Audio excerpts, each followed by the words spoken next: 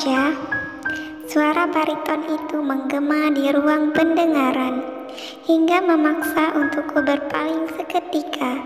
Lalu wajah Surya terpampang jelas di depan mata. Pria itu, senyumnya tetap sama seperti dulu, tapi penampilannya jauh berbeda dari Surya yang selalu terkenang di ingatan. Bobot pria itu sedikit menyusut, dagunya dipenuhi rambut-rambut hitam dan sedikit lebat. Kedua pelipisnya pun sama. Lalu pandaianku terhenti di manik matanya yang tak jernih dan cekung, mirip dengan orang yang sering bergadang. "Sudah lama sekali ya," sambungnya lagi. Kali ini ia mengulurkan tangan untuk kujabat. Aku terlonjak. Butuh beberapa detik untuk ku berani menyambut uluran tangannya. Sedang ragu masih mengaduk-ngaduk di dalam hati. Haruskah ku raih lagi tangan yang telah lama aku tinggalkan itu? "Makan siang di sini juga?" Aku kikuk. Surya terpaksa menarik kembali tangannya. "Iya, tadi ada rapat dengan klien baru, tapi sekarang sudah selesai. Boleh saya bergabung?" Boleh banget, silakan. Bang Surya mau duduk di sini atau di samping Kak aja? Gak apa-apa, biar saya aja yang pindah. Kali ini Sahara yang berulah. Tawarannya yang sukses membuatku kelabakan. Jujur, aku menjadi semakin salah tingkah karenanya. "Sahara, saat tiba di rumah nanti, kakak perlu membuat perhitungan denganmu." "Terima kasih, abang di sini saja." Selanjutnya hanya Sahara yang bicara. Aku pura-pura menenangkan Uwais yang masih saja rewel. Padahal hati ini sedang bertabung genderang, berdentam-dentam.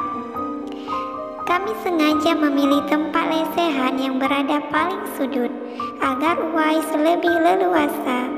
Namun balitaku ini tetap saja masih merengek. "Sya, biar abang ajak Uwais lihat-lihat ke sekitar. Sepertinya dia mulai bosan. Kamu fokus makan aja. Lagian abang sudah makan tadi." "Tapi, udah Kak, biar saja Abang Surya mengajak Uwais jalan-jalan. Hitung-hitung untuk pendekatan sebelum benar-benar menjadi ayahnya. Iya kan Bang Surya?" Aku membulatkan mata, membidik Sahara dengan tatapan tajam. Hatiku bergemuruh hebat. Pria itu mengangguk. Ia tersenyum manis, lalu membawa Uwais pergi bersamanya. Selanjutnya, aku melanjutkan makan dengan kepayahan. Kami akhirnya sampai di depan rumah dengan selamat. Alih-alih Surya langsung pergi begitu siap mengantar kami, ia malah menawarkan diri untuk membawa Uwais yang terlelap ke dalam. Aku yang merasa tidak enak berusaha menolak. "Kenapa Sya? Kamu takut saya akan menyakitinya?" Bukan begitu. Hanya saja, kalau begitu biarkan abang melakukannya. Saya sudah menunggunya selama hampir 3 tahun untuk ini. Surya membawa balitaku setelah menyelesaikan kalimat yang ambigu. Ia menggendongnya hingga ke dalam kamar, lalu membaringkan di sana dengan hati-hati. Surya juga menepuk-nepuk balita itu saat bergerak sejenak dalam tidur pulasnya. Pria itu menghampiri emak usai Uwais tenang. Aku melihat ada yang berbeda. Dulu sikap emak tidak sehangat itu kepada Surya. Setelah mengambil tangan renta itu, mereka duduk di sofa. Surya sempat menancapkan pandangannya ke arahku saat aku hendak berlalu ke dapur. Tapi sikapnya jauh lebih dingin, tak ada senyum atau sapaan.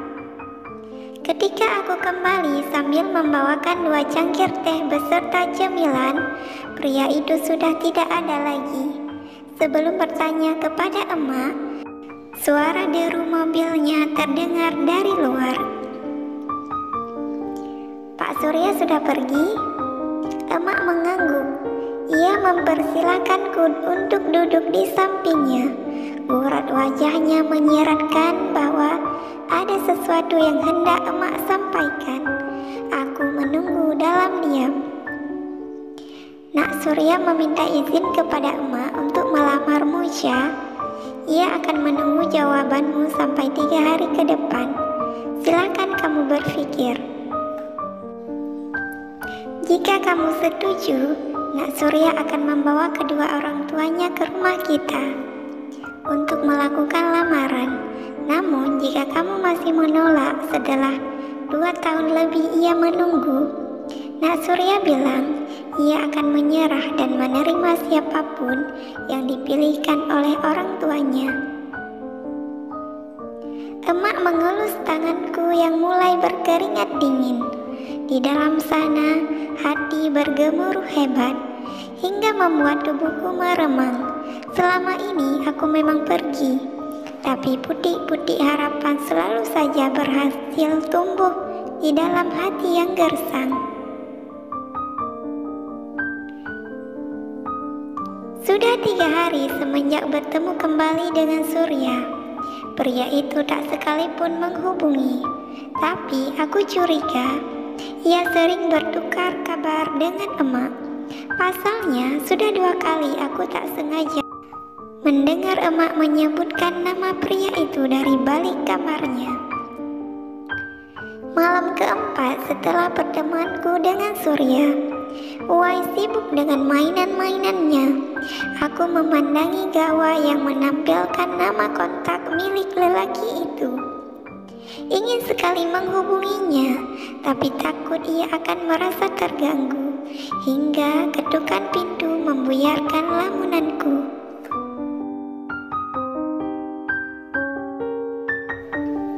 "Iya, Mak, ada apa?" tanyaku setelah pintu kamar terbuka. "Cepat siap-siap, Surya dan keluarganya sudah menunggumu di ruang tamu." "Menunggu aku? Surya dan keluarganya?" Emak mengangguk dengan antusias. "Tapi untuk apa?" "Untuk apa? Ya mau melamar kamu, Syarifah. Malam ini yang datang khusus orang tuanya saja. Nanti hari Jumat baru rombongan keluarga besarnya. Cepat sana, kamu siap-siap. Jangan sampai emak malu karena mereka terlalu lama menunggu." "Tapi aku belum memberinya jawaban." "Kamu memang belum, Syah, tapi emak udah. Cepat sana, dandan yang cantik." Emak kembali ke depan. Aku menutup pintu sambil mengulum senyum. Hatiku terasa penuh dengan bunga-bunga yang mendadak mekar. Meletup-letup, aku menghidu lebih dalam udara kamar. Wangi sekali.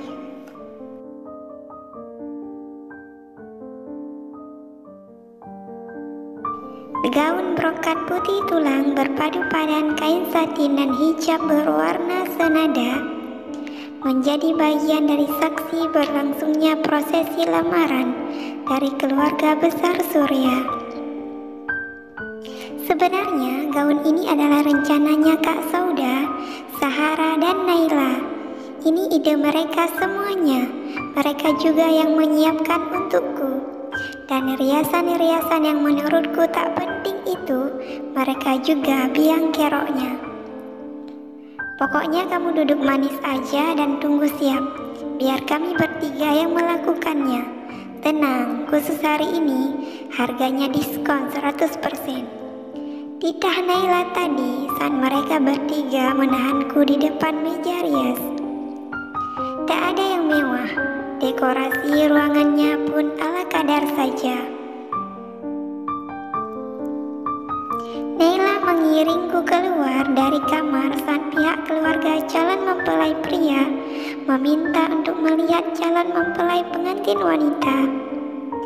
Aku melewati kerumunan orang yang tak seberapa itu, lalu bersimpu tepat di depan Mama, yang sejak tadi menyambutku dengan senyuman hangat. Kami berpelukan beberapa saat sebelum ia mengurai diri lalu membuka kotak kristal di tangannya. Bismillahirrahmanirrahim. Ya Allah, kepadamu kami meminta, jadikanlah simpul ikatan anak-anak kami ini tetap terjaga hingga ke jannah-Mu kelak. Pinta wanita cantik dan elegan itu lalu diaminkan oleh semua keluarga yang hadir. Detik selanjutnya, cincin tanda cinta dari Surya terpasang indah di jemari manisku. Aku mengamit tangan lembut Mama dengan takzim dan sekali lagi kami berpelukan dengan hangat dengan Mama dan dengan semua keluarga perempuan Surya yang lainnya. Tak ada Surya hari ini. Adat daerah kami memang tak mengizinkan calon mempelai pria hadir saat prosesi lamaran dengan alasan belum sah. Lagi pula, hari ini, pria yang sangat kurindukan itu sedang pergi meninjau proyeknya yang baru. Tadi saat aku masih menunggu dengan deg-degan di dalam kamar, lelakiku itu mengirimkan pesan singkat, pesan yang berhasil membuat pipiku semakin panas. Abang memang tidak hadir di acara lamaran Syah, tapi semua isi yang ada di balik dada abang, semuanya berpindah ke dalam lingkaran cincin cinta kita. Kalau nggak percaya, coba deh, nanti Syah dengerin. Pasti ada suara detak jantung di jari manis Syah. Syah jangan kaget ya, itu bunyi detak jantungnya abang. Duh, ternyata tak memiliki hati dan jantung itu nggak enak banget ya. Rasanya abang nggak bisa bernafas dengan baik.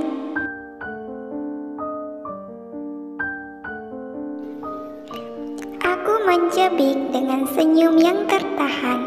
Dasar lebay. 2 minggu telah berlalu sejak acara sakral itu berlangsung. Aku belum bertatap muka langsung dengan Surya. Ia masih sibuk dengan proyek barunya. Hari ini Mama datang khusus menemuiku ke rumah. Wanita cantik yang sudah menerimaku sepenuhnya itu datang dan mengajakku belanja barang-barang hantaran untuk hari H nanti. Mama beralasan agar apa yang mereka bawa adalah apa yang aku inginkan. Padahal aku sudah mengatakan kepadanya jika aku bukanlah tipe orang pemilih. Kalau begitu, anggap aja ini kencan pertama kita sebelum resmi menjadi mama mertua dan menantu. Bagaimana? Tawar Mama saat aku berusaha menolak ajakannya dengan halus. Aku terpaksa mengiyakannya dengan malu-malu. Saat dalam perjalanan, Surya yang sepertinya mengetahui rencana mamanya mengirimku pesan singkat. Abang sudah berusaha mencegah Mama, tapi Syah kan tahu beliau bukan tipe orang yang mau diatur-atur. Nanti kalau Syah udah mulai sangat tidak nyaman, kabarin abang aja, biar abang cari cara untuk kalian cepat pulang. Aku menghela nafas kasar, lalu menyunggingkan senyuman saat Mama berpaling ke arahku. Bahkan bibir ini terasa mulai kram, karena sejak tadi kupaksakan untuk selalu tersenyum. Padahal dalam hati malu setengah mati. Saat Mama sedang sibuk dengan pertanyaan-pertanyaan yang ia tujukan untuk sopirnya, aku mengetik balasan.